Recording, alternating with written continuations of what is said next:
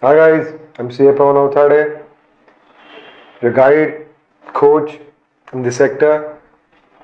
In the previous video, we have seen the offer.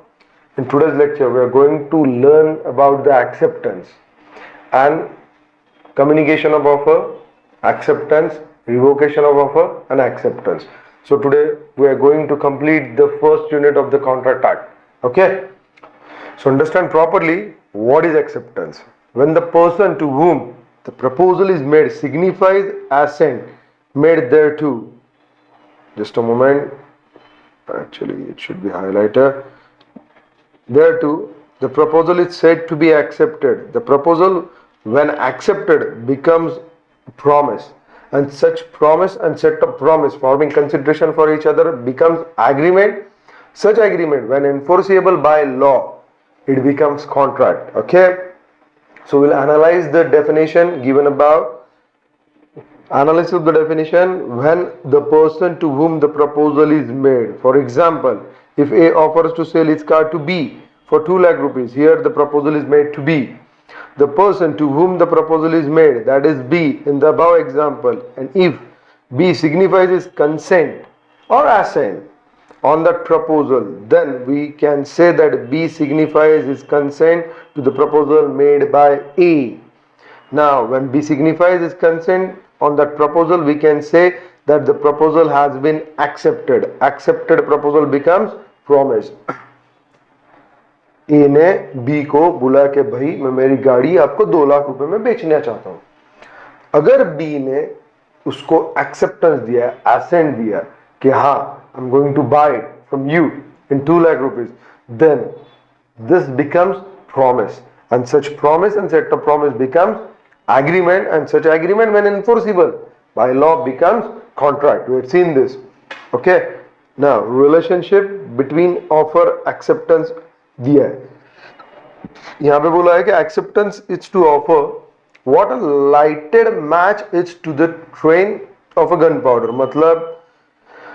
मतलब क्या? इसका मतलब ये है कि when the other party signifies his assent to the contract or to the offer, it becomes promise, and this promise, if legally enforceable, become contract. If that becomes contract, then liability arise of both sides. They got legally bind, they got contractually bind by that contract. So acceptance is the prime important thing in the offer or in the contract.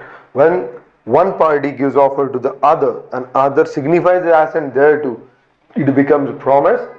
Such promise will become contract and we come under contractual obligation.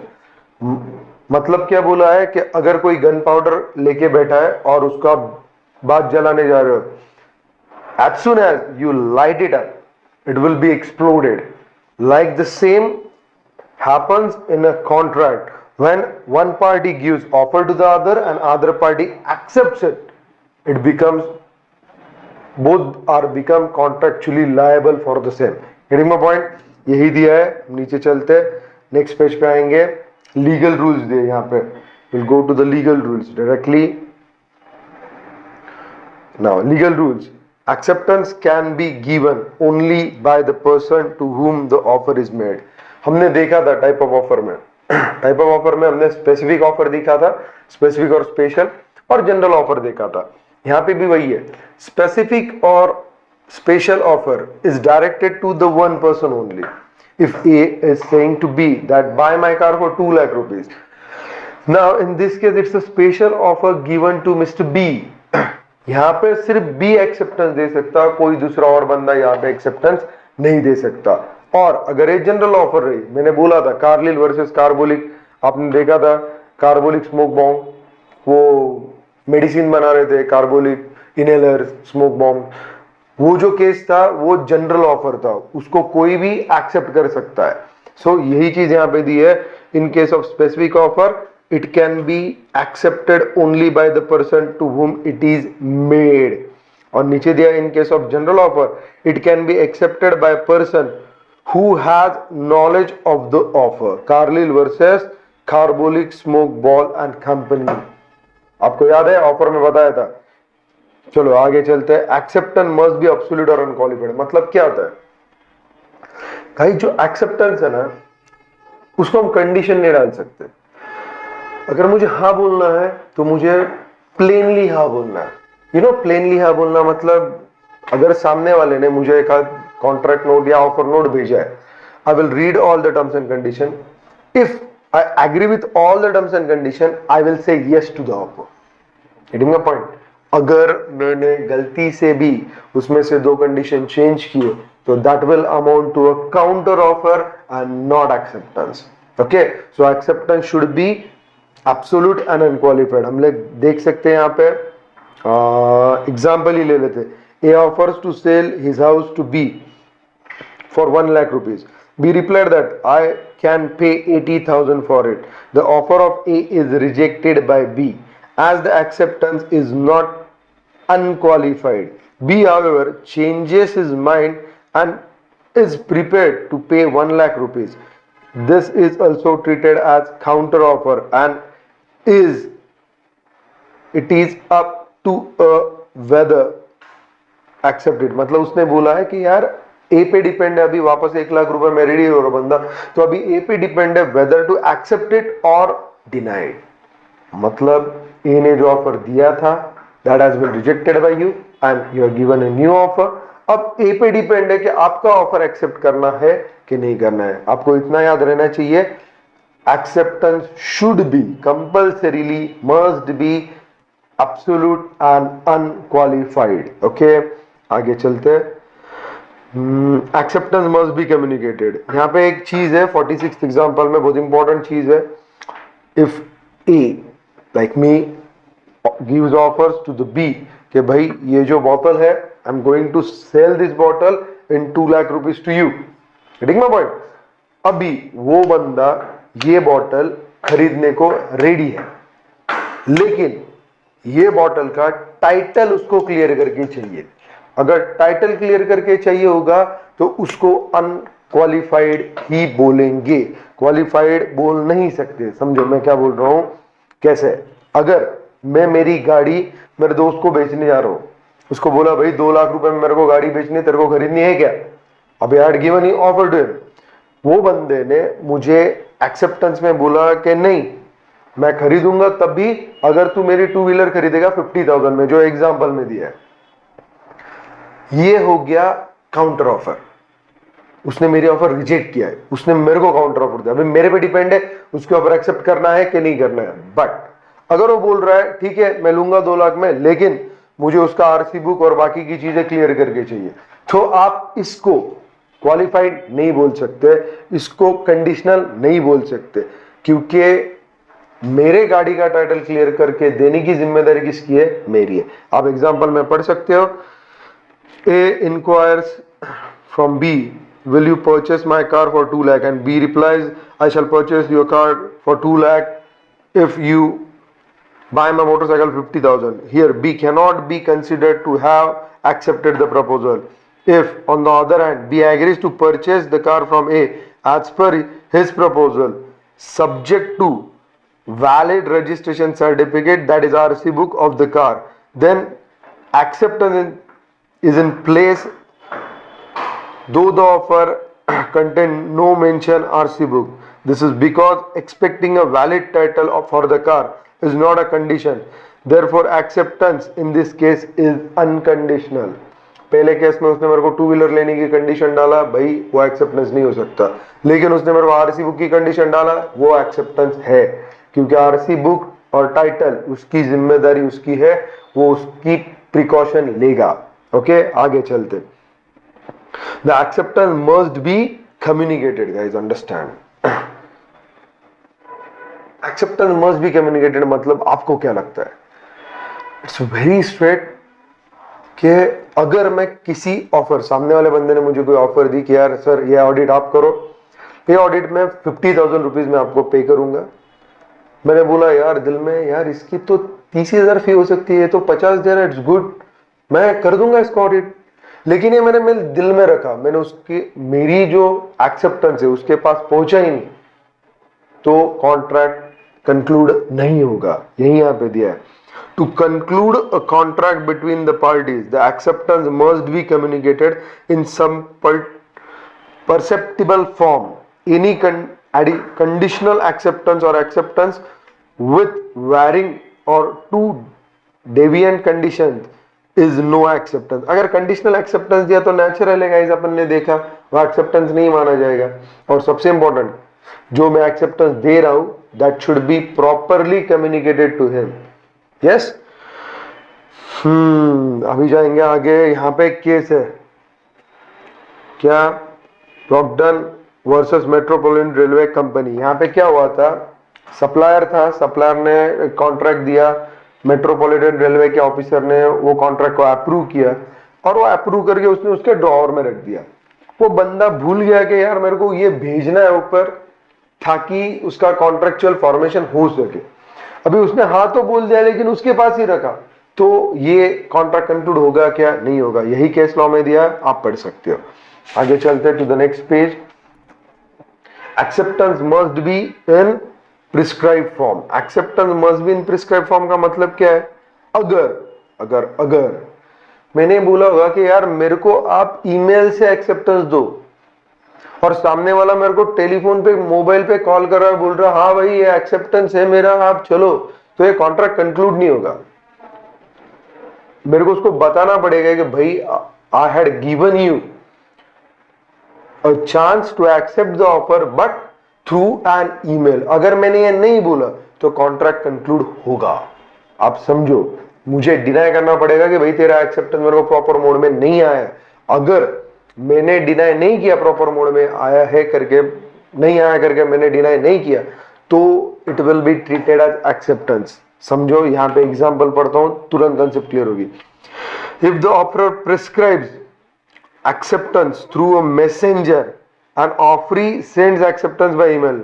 अलग बोला उसने, मतलब उसने बोला था कि भाई मेरे को मैसेंजर पे डालो एक्सेप्टेंस, और ऑफरी ने कहां पे डाला, ईमेल पे. There is no acceptance of the offer if offerer informs the offeree that the acceptance is not according to mode prescribed. But if offerer fails to do so, it will be presumed that he has accepted the acceptance and a valid contract will arise. मतलब अगर आपके expected mode से acceptance नहीं आया है तो आपको बताना पड़ेगा कि भाई ये acceptance मैं नहीं मान रहा हूं, आपको मैंने जो बोला उसी हिसाब से एक्सेप्टेंस देना पड़ेगा. अगर ये नहीं बोला मैंने तो इसका मतलब है मैंने उसका एक्सेप्टेंस एक्सेप्ट कर लिया है और कॉन्ट्रैक्ट फ्रेम हो जाएगा. समझा. आगे टाइम बेटा दो चीज है, एक टाइम इज एसेंशियल एंड एक रीजनेबल टाइम. पेरिशेबल गुड्स रहते हैं, आपको मालूम है पेरिशेबल गुड्स, फ्रूट्स है, मच्छी है, जो भी ईटिंग वाले आइटम्स है जो शॉर्ट ड्यूरेशन के लिए 2 दिन 4 दिन 5 दिन उनकी शेल्फ लाइफ रहती है. उसमें एक्सेप्टेंस अगर आप 4 या 5 दिन बाद दे रहे होंगे ऑफर को, तो गाइस आपको लगता नहीं वो माल सड़ जाएगा, तो एक्सेप्टेंस का क्या फायदा होगा, कुछ भी नहीं. सो अंडरस्टैंड द फैक्ट, जब पेरिशेबल और टाइम इसेंशियल है, पेरिशेबल नेचर के गुड्स है, आपको इमीडिएट एक्सेप्टेंस देना पड़ेगा with in small period of time. But अगर कोई घर खरीद रहा है, कार खरीद रहा है, कोई और चीज खरीद रहा है, तो गाइस वहां पे he can take his time. वो 3 दिन 4 दिन 5 दिन ले सकता है, क्योंकि वहां पे जो चीज है that subject matter of a contract वो सड़ने नहीं वाली, गलने नहीं वाली. हेडिंग में पॉइंट, आप एग्जांपल पढ़ो तुरंत समझेगा. 49th एग्जांपल में दिया है, A offer to sell 50 kgs of banana at ₹500 B communicated the acceptance after 4 days. अभी 4 दिन में वो बनाने का क्या करेंगे, सड़ जाएंगे ना. Yes, such is not a valid contract as bananas being perishable items could not stay for a period of a week. 4 days is not a reasonable time in this case. So reasonable time count करना पड़ेगा and it will be differ from case to case. अगला example भी वही बोल रहा है, offers to B to sell his house at ₹1 lakh or 10 lakh. B accepted the offer and communicated to A after 4 days. Held the contract is valid as 4 days can be considered as reasonable time in case of sale of house. बनाने के case में 4 दिन का time reasonable time नहीं है, कम time में job देना चाहिए था. घर के केस में 4 क्या 6 दिन लिया तो भी चलेगा, क्योंकि रीजनेबल टाइम हो सकता है, पैसे एडजस्ट करने हैं, 4 लोगों से पूछना है, डिसाइड करना है. सो इसके लिए reasonable time will vary. Okay, now mere silence is not acceptance. हमेशा याद रखो, चुप बैठना एक्सेप्टेंस नहीं है। एक मैंने किसी को कुछ ऑफर दिया और सामने वाला चुप बैठा है। एग्जाम्पल देता हूं, आपने किसी लड़की को प्रपोज किया और लड़की बेचारी चुपचाप बैठी रही और वहां से गाड़ी को सेल मार के निकल गई। आप बोलेंगे उसने कुछ नहीं बोला, मतलब उसने हाँ बोला, ऐसा नहीं होगा।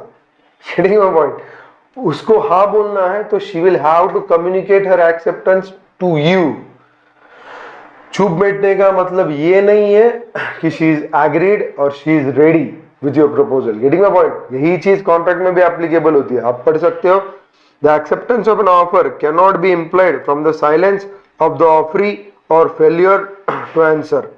यहाँ पे एक आगे एडिशनल है, वो देखो, unless the offeree has in any previous conduct indicated that it's silence is evidence of acceptance. Example देता हूँ, एज एम चार्टर्ड अकाउंटेंट मैंने पीरियडिकल चालू किए, 1 साल का सब्सक्रिप्शन ले लिया, 1 साल मेरे पास आते रहे, उसके बाद वापस 3-4 महीने आते रहे, उसके बाद वापस उसने मेरे को साल भर 2 साल कंटिन्यू किया विदाउट मैंने सब्सक्राइब नहीं किया बाद में, फिर वो बेचता रहा, मैं यूज करता रहा, वो देता रहा, मैं लेता रहा, मैं यूज कर रहा था उसको। अब जाके उसको पता चला कि यार 2 साल तो मैंने ऐसे ही फ्री में बेच दिए। वो मेरे पास आके बैठा, मैंने बोला भाई मैंने तेरे को नहीं बोला था मेरे को बेचने के लिए।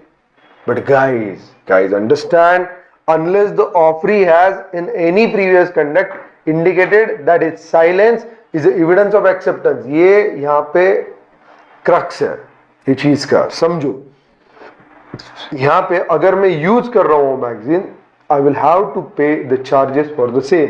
आपको लग रहा होगा, आप 51 एग्जाम्पल पढ़ो, आपको समझ जाएगा। He subscribed for a weekly magazine for 1 year. Even after expiry of his subscription, the magazine company continued to send him magazine for 5 years, and also he continued to use it. Yeah, use the same. वो कर रहा था बच्चा use, फुकट आ रहा है, कौन छोड़ेगा? सही बात है कि नहीं? आगे पढ़ते हैं, magazine but denied to pay the bills sent to him. He would liable to pay as his continued use of the magazine was his acceptance of the offer। Getting my point? मतलब बंदे को अगर use किया है goods, उसको उसके पैसे देने पड़ेंगे। Now acceptance by conduct, implied acceptance। acceptance by conduct और implied acceptance क्या? मैंने बोला था गाड़ी लगी है, कहाँ पे? अब गए बस स्टैंड, गाड़ी खड़ी है अहमदनगर टू पूना, आप जा रहे हो और बैठ रहे हो, आपको मालूम है गाड़ी पूना जाने वाली है। अब अगर आप वहां पे जाके बोर्ड हो रहे हो, बैठ रहे हो, नेचुरल क्या है? यू विल हैव टू पे फॉर द टिकट, और उसके बाद ही आप पूना में उतर सकते हो। Getting my point? यही चीज यहाँ पे, अगर कोई शू पॉलिश कर रहा है, आप उसके पास जा रहे हो, अपना शूज रख रहे हो, तो इसका मतलब यू वांट इट सर्विस। अब अगर आपको सर्विस चाहिए तो आपको उसके पैसे देने पड़ेंगे। It's so simple. एग्जाम्पल पढ़ते 52nd। When a tradesman receives an order from customer and executes the order by sending the goods, the customer's order for goods constitute the offer which has been accepted by the tradesman subsequently by sending the goods. It is a case of acceptance by conduct। मतलब आपने किसी दुकानदार का order दिया, दुकानदार ने कुछ नहीं बोला, उसने माल डाला गाड़ी में, आपके घर पे लाके छोड़ दिया, इसका मतलब उसने बोल के नहीं, उसने करके आपको एक्सेप्टेंस दे दिया, चीजें आपके घर पे पहुंच चुकी है। Heading, this is acceptance by conduct. वैसे ही when a cobbler sits with brush and polish, a person giving his shoes for polishing constitutes as acceptance by conduct। अगर बंदा बैठा है वहां पे, शूज पॉलिश लिए, ब्रश लिए, आप जा रहे हो उसको शूज दे रहे हो, खत्म चीज, आपको चाहिए, so that is acceptance by conduct। now communication of offer and acceptance, ये चीज है ना ज्यादा इलेबोरेट की है, इंपॉर्टेंट है, समझ के लो, यहाँ पे बहुत सीधी चीज है, थोड़ा सा इस पे अपने को डिटेल जाना पड़ेगा।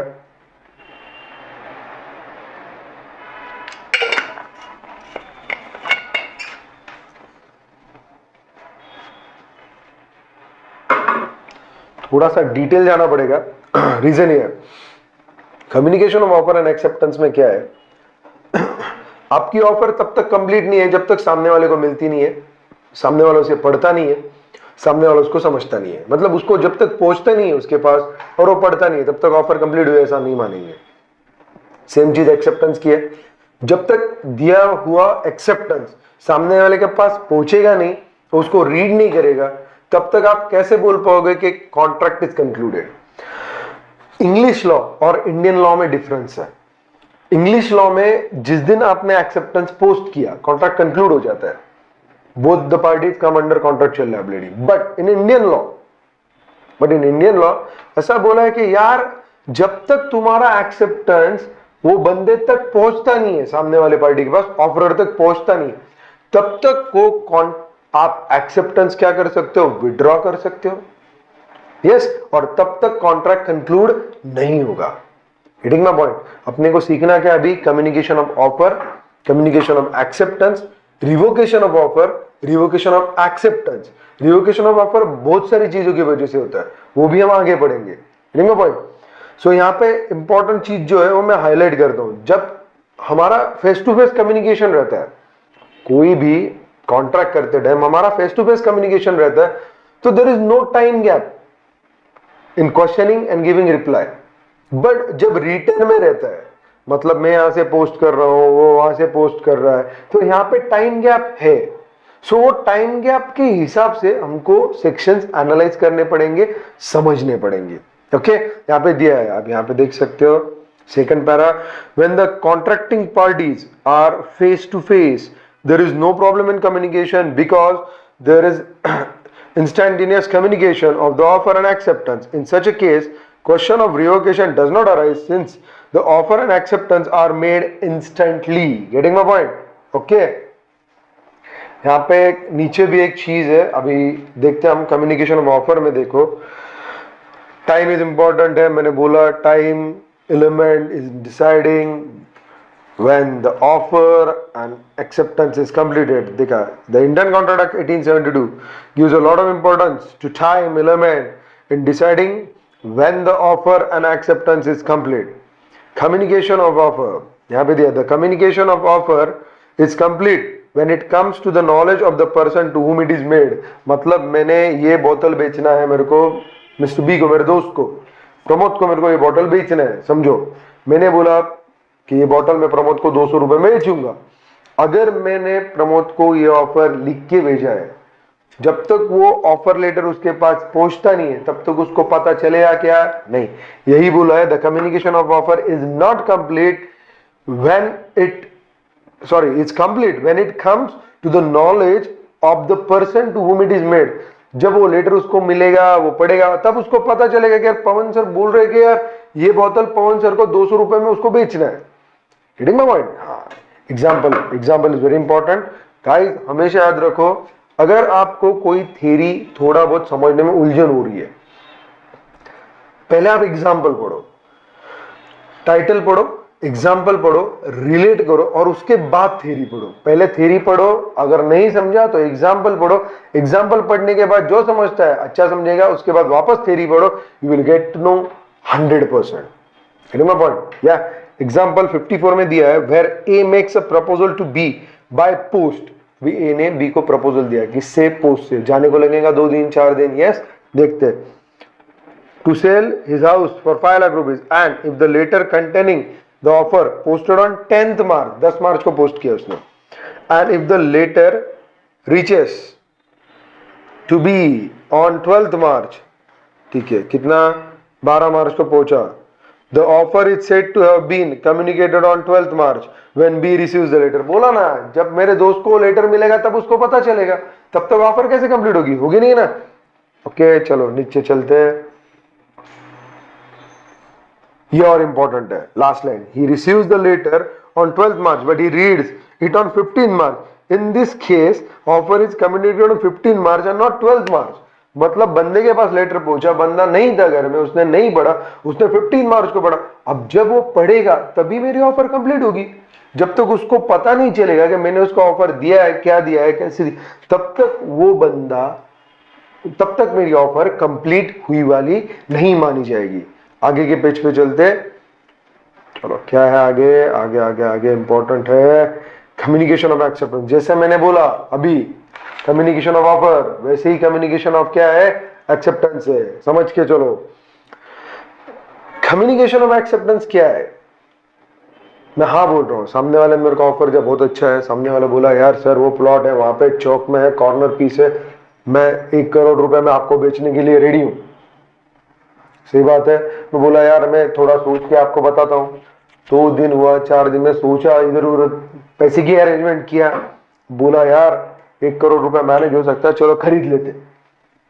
मैंने डिसाइड किया, लेकिन जब तक मैं उसको बताऊंगा नहीं कि I am ready to buy the property at 1 crore unconditional acceptance, तब तक मैं जब तक उसको बोलूंगा नहीं, जब तक मेरी बात उसके कानों तक नहीं पहुंचेगी, तब तक आप एक्सेप्टेंस को कंप्लीट नहीं मान सकते। Getting my point. अभी दिया है, देयर आर 2 इश्यूज, एक्सेप्टेंस में 2 इशू है, एक modes of acceptance and when the acceptance is completed. 2 modes है, 2 मोड्स है, बाय एनी एक्ट और by omission. Yes, communication by act मतलब मैंने बोला, मैंने किसी ट्रेडर को बोला कि भाई मेरे को 2 क्विंटल गेहूं चाहिए, और उसने कुछ नहीं बोला और मेरे घर पे 2 क्विंटल गेहूं पहुंच गया। इसका मतलब उसने बाय एन एक्ट कह दिया, उसको एक्सेप्टेंस दे दिया। एग्जाम्पल पढ़ दे,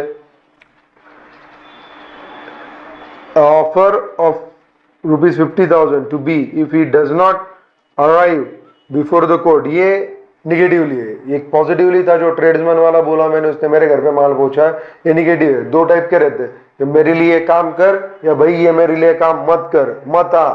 गेटिंग माय पॉइंट। मैंने गाड़ी ठोक दिया, जो सामने वाला विटनेस है, मैंने बोला भाई 50,000 रुपए लेकिन मत आ, और अगर कोर्ट में नहीं आया, इसका मतलब क्या है, गिवन एक्सेप्टेंस, वही दिया है। He offers 50,000 to B if he does not arrive before the court of law as an evidence to the case. B does not arrive on the date of hearing to the court. Here omission of doing an act amounts to acceptance. वो नहीं आया, इसका मतलब उसने acceptance दिया, मुझे उसको 50,000 rupees देने पड़ेंगे। Getting my point? Good. आगे चलते। सामने वाले ट्रेड्समैन ने मेरे घर पे 2 क्विंटल भेज दिया, वो बाय एन एक्ट क्या है, एक्सेप्टेंस है। यहाँ पे क्या है, अगर मैंने उसको बोला कि भाई मत आ कोर्ट में, और वो नहीं आया, तो जो एक्ट ऑफ ओमिशन है ये भी क्या है, मेरे लिए एक्सेप्टेंस है। समझा क्या? पक्का? गुड। चलो आगे चलते। Communication of acceptance by conduct, जो अभी बोला था मैंने, बाय कंडक्ट मतलब आप गए कहीं पे, वेंडिंग मशीन है, आपको वेट मेजर करना है, आपने कॉइन डाला, अभी कॉइन डाला तो क्यों डाला, आपको वेंडिंग मशीन से सर्विस चाहिए वेट मेजरमेंट की। ये एग्जांपल यहाँ पे दिया होगा कहीं ना कहीं पे, हाँ इधर दिया है देखो, हाँ exactly. For example, delivery of goods at a price by seller to a willing buyer will be understood as a communication by conduct to convey acceptance. जो मैंने बोला 2 क्विंटल गेहूं भेज दिए। Similarly one need not explain why one boards the public bus, बोला bus में बैठे आप, और drop a coin in weighing machine, बोला आपने कॉइन डाला वेइंग मशीन में, क्यों डाला, आपको मूड हुआ, आप ऐसे ही बांटते फिरते हो, नहीं आपको वहां पे जाकर वेट मेजर करना है। सही बात है। The first act of conduct of acceptance against the communication to the offer by public transport authority to carry passenger. Second act is again conduct conveying acceptance to use weighing machine kept by the vending company as an offer to render that service for consideration. मतलब आप गए रामदेव बाबा जी के shop में, वहां पे vending machine रहता, weight measurement, coin डाला, खड़े हुए वेट किया, वो ऑफर थी, आपने एक्सेप्टेंस दिया, कॉइन डाला, उनसे सर्विस प्रोक्योर की, आपका परफॉर्मेंस हो गया, उनका परफॉर्मेंस हो गया, आपको वेट मिल गया। Getting a point. चलो फिर हम आगे चलते, एग्जांपल नंबर, आगे जाएंगे, अभी किधर हम, okay just a minute.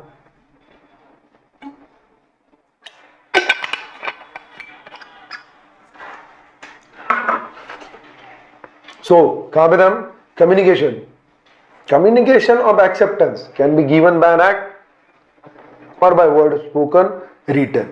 Word spoken written जो भी रहा, जब तक मेरे पास आपका एक्सेप्टेंस पहुंचेगा नहीं, तब तक मुझे कैसे मालूम चलेगा कि you have accepted the contract. या सेकंड चीज, बाय कंडक्ट में बोला, उसने 2 बोरियां गेहूं मेरे घर पे पहुंचा दिया, means he has accepted my offer. Second चीज, सामने वाले बंदे को बोला था भाई प्लीज कोर्ट में मत आ, सामने वाला बंदा कोर्ट में नहीं आया, means he has accepted my offer. Act of omission and act of acceptance, 2 चीजें दिया है, बट दोनों मेरे लिए क्या रहेंगे? Acceptance. Now let us now come to an issue when communication of acceptance is complete. Communication of acceptance का कब complete होगा ये अपन सेक्शन 4 जो है of this act वो बोल रहा है कैसे इसको complete माना जाएगा communication को। As against the proposer when it put in the course of transmission to him so as to be out of the power of the acceptor to withdraw the same, and against the acceptor when it comes to the knowledge of the proposer। जब मेरे को पता चलेगा acceptance मिला है, naturally contract will be accepted। contract अगर accept हो गया तो it will be legally bound on the both parties। okay, चलो आगे चलते हैं, आगे पढ़ सकते हो, इतना डिफिकल्ट नहीं है। यहाँ पे नीचे एक है ना गोल्डन रूल दिया है, वो बहुत इंपॉर्टेंट है। हियर ए जो बोला है, proposer will be bound by this acceptance even if letter of acceptance is delayed in post or lost in transit। ये पोस्ट के लिए है। The golden rule is proposer becomes bound by the contract the moment acceptor has posted letter of, naturally क्या रहेगा? letter of क्या? acceptance, but it is necessary that the letter is correctly addressed, adequately stamped and duly posted। in such an event, even if the loss of letter in transit, wrong delivery, non-delivery will not affect the validity of a contract। मतलब बंदे ने सही सही post किया है, सही पते पे, सही नाम से, सही स्टैम्प के साथ, तो अगर वो पोस्ट से गुम गया कुछ भी हो तो भी कॉन्ट्रैक्ट की वैलिडिटी हैम्पर नहीं होगी, क्योंकि वो सामने वाला बंदा उसके साइड से करेक्ट है। ओके, बट यहां पे गलती हो रहा है। सही बात है ना, सामने वाला सही है, उसने भेज दिया, उसको लग रहा ठीक है सब, लेकिन मेरी कंडीशन समझो ना, I will be in the awkward position.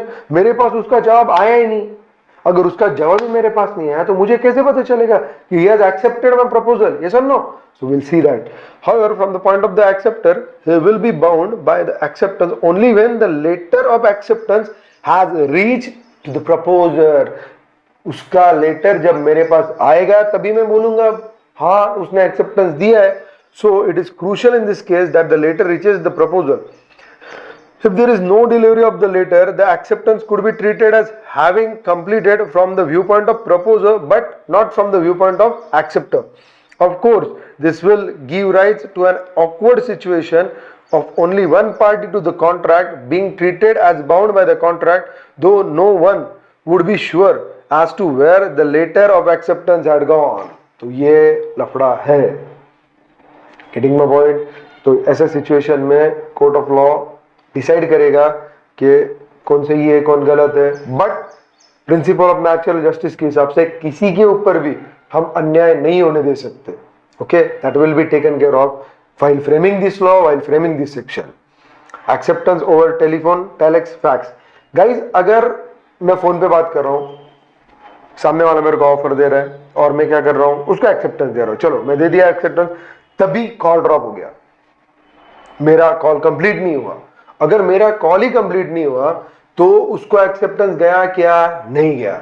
मुझे उसको दोबारा कॉल करना पड़ेगा, उसको फर्मली बोलना पड़ेगा हाँ I had accepted your proposal, understood. वो बोलेगा हाँ चलेगा सर, कोई दिक्कत नहीं, खत्म। तभी ये एक्सेप्टेंस पूरा हुआ ऐसे माना जाएगा। समझा? गुड।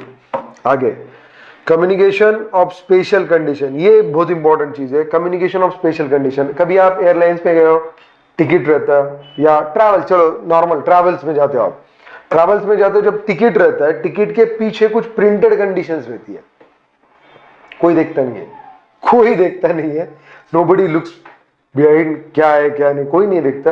कोविड की बात थोड़ा थोड़ा देखना चालू हो गया, क्या ये आपका लो, वो आपका लो, कोविड में बहुत सारा था इसलिए चालू हो गया, बट जनरली कोई उसको पढ़ता नहीं था। तो अंडरस्टैंड गाइज, वो स्पेशल कंडीशन है। जिस दिन उसने आपको टिकट प्रिंट किया, आपने दिया, उसने, आप स्पेशल कंडीशन को एग्री हो गए, getting my point? So acceptance देते टाइम आपको स्पेशल कंडीशंस पता है नहीं? आप समझो। मैं चलो एग्जांपल नंबर 56 पढ़ते। Where a passenger undertakes a travel, the conditions of the travel are printed at the back of the ticket. Sometimes these special conditions are brought to the notice of the passenger. बोलता है ऐसा ऐसा है, और sometimes नहीं बोलता है। In any event passenger is treated as having accepted the special conditions the moment he brought the ticket। जब आपने टिकट खरीदा, आपने वो स्पेशल कंडीशन एग्री किया है, ऐसा माना जाएगा। Getting my point? Example number 57 पढ़ते, बहुत इंपॉर्टेंट है। स्पेशल कंडीशन में मैंने क्या बोला था? प्रिंसिपल ऑफ नेचुरल जस्टिस नाम की एक चीज रहती। स्पेशल कंडीशन में वो ये डालेगा, वो डालेगा, वो डालेगा, उसको डालने दो ना। But as per principle of natural उसको कुछ तो रीजनेबिलिटी रखनी पड़ेगी। आपके ऊपर अन्याय नहीं होने देगा एक्ट, हमेशा याद रखो। 57 एग्जाम्पल पढ़ो, you will get to know what I am saying. Where a launderer gives its customer a receipt for the clothes received for washing, the receipt carries special condition and are to be treated having been communicated to the customer and therein tacit acceptance, tacit मतलब technical acceptance और silent acceptance, that is a part of implied। मैंने बोला था आपको implied offer में आपने क्या पढ़ा था? tacit ATM का transaction, yeah, remember, yeah, that's all। So it is a tacit acceptance of this condition is implied by the customer's acceptance of receipt। नीचे केस लॉ दिया है क्या? Lily white versus Mannu Swami ji, 1970 का है, पढ़ो। Facts, be delivered some clothes to dry cleaner for which she received laundry receipt containing condition that in case of loss customer would be entitled to claim 15% of the market price of the article। P lost her new sari, held the terms of the reason, terms यहाँ पे important है, held क्या हुआ है? अब उसने तो 15% देने को बोला था, आपको लगता नहीं 15% बहुत कम अमाउंट है? यस, कम है। कोर्ट ने भी ये माना, held the terms were unreasonable and P was entitled to recover full value of sari from the dry cleaner।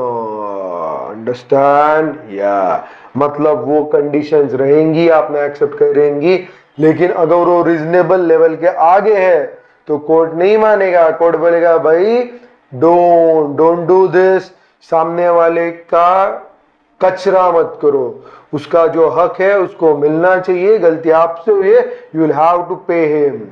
Understand? Good. So standard forms of contract you can read, वही दिया है इसमें। आगे के पेज पे चलते हैं। लिली व्हाइट वर्सेस मन्नू स्वामी आपने पढ़ा।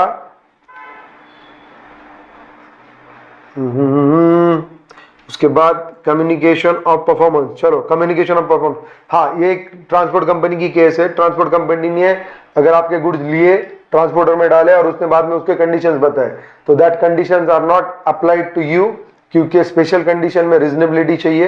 इरिजनेबल बिहेवियर, इरिजनेबल कंडीशंस नहीं चलेंगे। Getting my point? Good.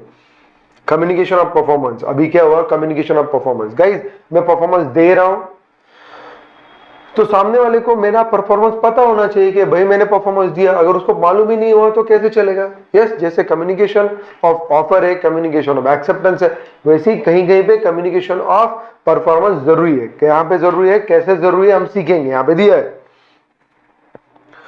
We are already discuss that in the terms of section 4, हमने ऑलरेडी पढ़ा, हमने बोला communication of a proposal is complete when it comes to the knowledge of the person to whom it is made। As regards acceptance of the proposal, the same would be viewed from two angles। These are from the viewpoint of proposer and from the other point, that is from the acceptor's point of view। Yes, carbolic की case पढ़ा था हमने, याद है? मैंने बताया था आपको क्या, कौन सी case?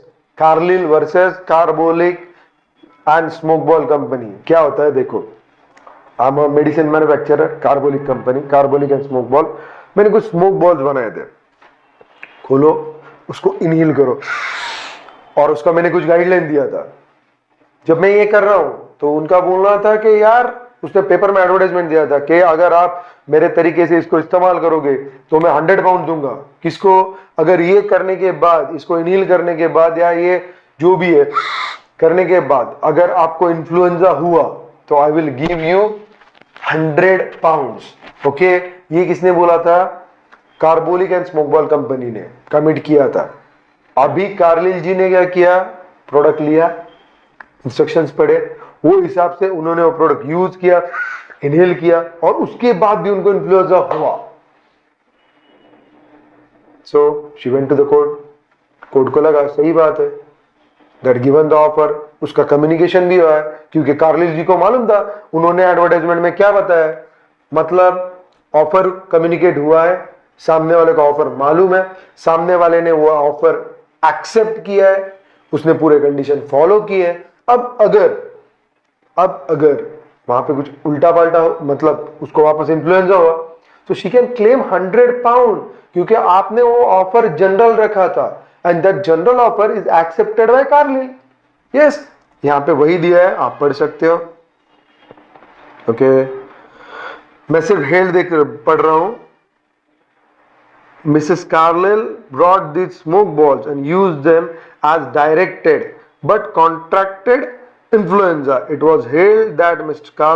Carlyle was entitled to a reward of £100 as she had performed the conditions for acceptance. Further, as the advertisement did not require any communication of compliance of condition, it is not necessary to communicate the same. The court thus, in the process, laid down the following three important principles. तीन important principle है, पढ़ो, बहुत important है। An offer capable of acceptance, मैंने बोला कोई भी accept कर सकता है, स्पेशल स्पेसिफिक रहा तो वही पर्सन करेगा, जनरल रहा तो कोई भी कर सकता है। Must contains a definite promise by the offerer that he would be bound provided the terms specified by him are accepted. Carlill ji ने accept किए थे उसके terms. An offer may be either to a particular person or public at large. ये offer था public at large. If an offer is made in the form of promise in return for an act, the performance of the act, even without any communication thereof, is to be treated as acceptance of the offer. इसलिए Carlill जी का acceptance माना गया और उसको £100 देना पड़ा। किसको देना पड़ा? कार्बोलिक एंड स्मोकबॉल कंपनी को। चलो आगे चलते। रिवोकेशन ऑफ ऑफर, अभी कम्युनिकेशन खत्म हो गया, कम्युनिकेशन ऑफ परफॉर्मेंस भी हो गया, यस और नो? अभी कहां पे अपन? Revocation of offer and acceptance. Guys, हम लोग ऑफर कब तक रिवोक कर सकते हैं? क्या लगता है आपको, कब तक रिवोक कर सकते हैं? हम लोग ऑफर तब तक रिवोक कर सकते जब तक सामने वाला उसका एक्सेप्टेंस ना दे, या उसका एक्सेप्टेंस मुझ तक ना पहुंचे। Getting my point? पक्का? वैसे ही एक्सेप्टेंस कब प्रयोग कर सकते हैं? जब तक हमारा एक्सेप्टेंस सामने वाले तक ना पहुंचे, क्योंकि जिस टाइमिंग पे एक्सेप्टेंस पहुंच जाएगा, contract will be framed, we will be legally bound. Guys, हम लोग पीछे नहीं हट सकते। उसके बाद पीछे हटने का टाइम तभी तक है जब तक एक्सेप्टेंस नहीं मिलता है। एक्सेप्टेंस कम्युनिकेट हो गया, पहुंच गया, खत्म हो गया, लीगली बाउंड हो गया। आप समझे? सेक्शन 4 में अपन ने ये डिसाइड किया था, पढ़ा था। एक्सेप्टेंस के पॉइंट में भी अपन ने ये पढ़ा था, यही वापस है, सिर्फ इसमें थोड़ा सा डिटेल्ड है, एक आध दूसरा एग्जाम्पल है, समझ लो। और इसमें एक पोस्ट का एग्जाम्पल है, वो अपने को समझना पड़ेगा, क्योंकि वहीं पे थोड़ा सा ट्रिकी एरिया है। Okay, so section 4 communication of revocation it's complete. क्या बोलते हैं? सेक्शन 4 बोलता है कब कंप्लीट होगा रिवोकेशन, कब कंप्लीट होगा बताओ भाई।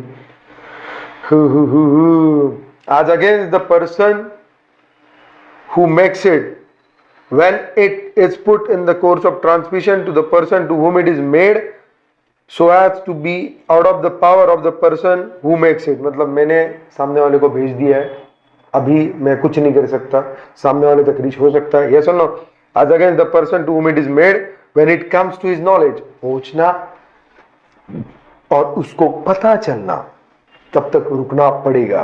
जो वहां पे दिया था सेक्शन 4 के हिसाब से, कम्युनिकेशन ऑफ ऑफर और एक्सेप्टेंस है, वही कम्युनिकेशन ऑफ रिवोकेशन में आएगा। दूसरा कुछ आएगा क्या? नहीं आएगा। देखो पढ़ते नीचे, सीधा मैं क्या कर रहा हूं, एग्जाम्पल पढ़ता हूं, उसके बाद ऊपर की लाइन पढ़ूंगा, आपको समझ में आएगा। 58 एग्जाम्पल पढ़ते हैं। The bidder at the auction sale में withdraw, revoke his bid, that is offer, before it is accepted by the auctioneer by the fall of hammer. समझा? बिडर ने कोई ऑफर डाला है, सामने वाले ने एक्सेप्ट करने के पहले वो बंदा उसके ऑफर रिवोक कर सकता। यस, पढ़ो ऊपर दिया, ordinarily the offer can revoke his offer before it is accepted. If he does not, if he does so, the offeree cannot create a contract by accepting the revoked offer. अगर भाई मैंने मेरी offer ही revoke कर ली तो कैसे accept करेगा? सही बात है, यही है।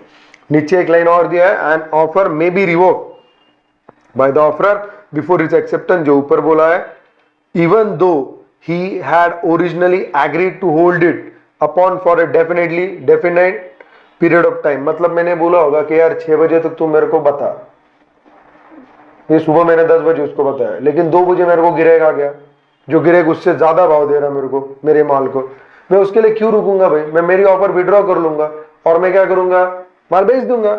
सो long as it is a mere offer it can be withdrawn whenever the offer desire. जब मेरे को लगा तब विड्रॉ करूंगा ना, उसको बेच दूंगा। भाई मेरे को गिराक आ गया है, तेरे को नहीं बेचना, मैं इसको बेचता। एग्जाम्पल पढ़ते समझ जाएगा। X offered to sell 50 bales of cotton at a certain price and promised to keep it open for acceptance by Y till 6 p.m. of that day. Before that time, X sold them to Z. Y accepts before 6 p.m. but after the revocation by X.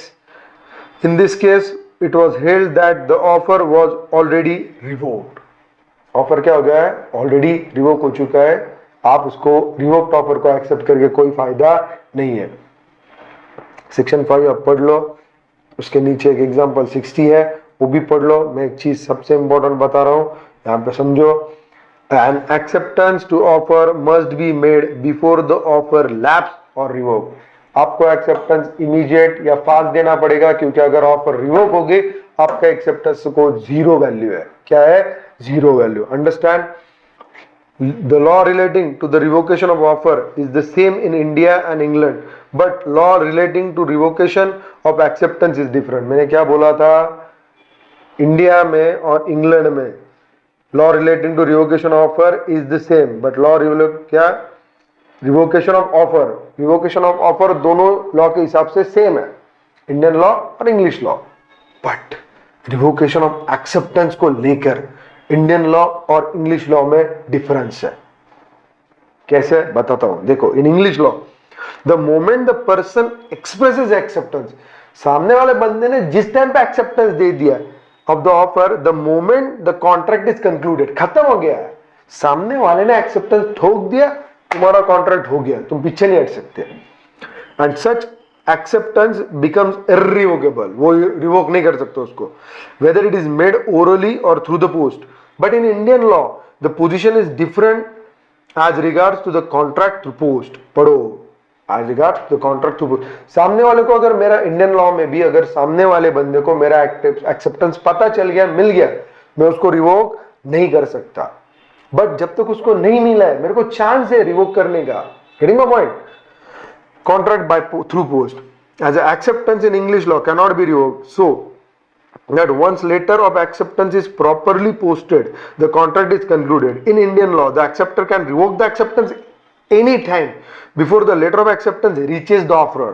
If the revocation telegram arrives before or at same time with the letter of acceptance, the revocation is absolute। मतलब आप सामने वाले को जब तक पता नहीं चलता है आपके एक्सेप्टेंस के बारे में, तब तक आप उसको रिवोक कर सकते हो as per Indian law. But English law में क्या है? एक बार एक्सेप्टेंस दे दिया, तुम्हारे हाथ से तीर छूट गया, अभी तुम उसको वापस नहीं खींच सकते।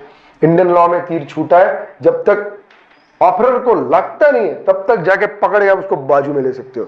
Getting my point? गुड। अभी हम लास्ट पेज पे है, क्या है यहाँ पे पढ़ सकते हो? Contract over telephone. मैंने बोला ना, कॉन्ट्रैक्ट ओवर टेलीफोन में एक ही चीज है guys, communication should be completed.